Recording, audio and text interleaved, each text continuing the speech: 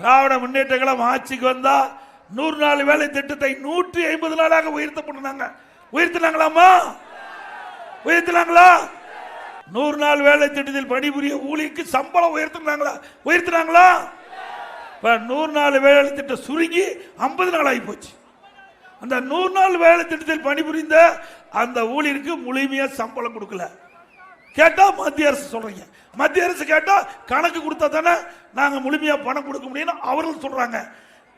நாங்க மத்திய அரசுக்கு சென்று அந்த அமைச்சரோட பேசும்போது அவர்கிட்ட நாங்க சொன்னோம், இந்த ஏழை எளிய மக்கள் இந்த 100 நாள் வேலை திட்டத்தில் பணிபுரிந்துட்டு இருக்கிறாங்க, அவர்களுக்கு இந்த சம்பளத்தை உடனடியாக வழங்க வேண்டும் என்று சொன்னவுடன் உடனடியாக 2999 கோடி விடுவிச்சு நம்முடைய 100 நாள் வேலை திட்டத்தில் பணிபுரிந்த ஊழியருக்கு சம்பளமாக வாங்கி கொடுத்தது அதிமுக.